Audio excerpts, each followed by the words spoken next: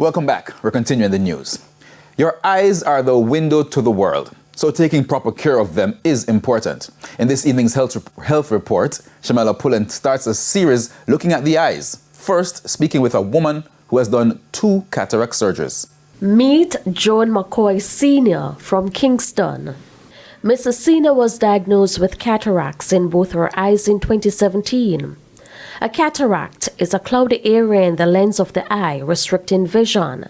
The condition is quite common in Jamaica. Where I started wearing all these reading glasses instead of having my eyes checked. And I kept increasing the numbers on the strength of the reading glasses as, things progressed. Mrs. Sina believes overexposure to sunlight and working outdoors in the dust could have been contributing factors for her eye problems. Her mother also suffered from cataracts.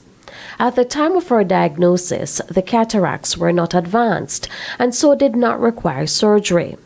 But over time, her eyes got worse. I couldn't tell if there was anything written on paper.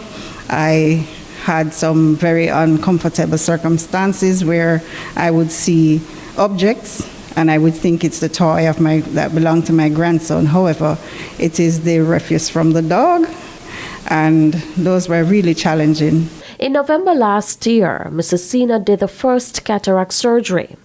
This was on the left eye, but she had setbacks with the second surgery. It was scheduled really for March 5. However, when I came, I heard I had an infection on my eyelids, which I think was caused from my eyeliner because, you want to look nice, so you put an eyeliner and I went to church with it.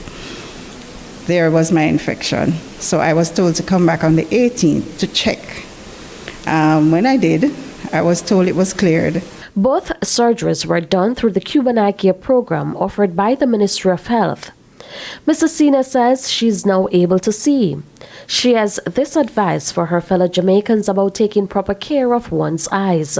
So it is best if you begin to learn to wash your eyes with not hot, but maybe slightly warm boiled water, have it boiled but still keep it at room temperature to warm, and wash your eyes and clean your eyelids. I've learned that, and I would tell everyone to make sure you do that and to ensure that you wear sunshades when you're out in the sun. With her health report, I'm Shamela Pullen wishing you good health.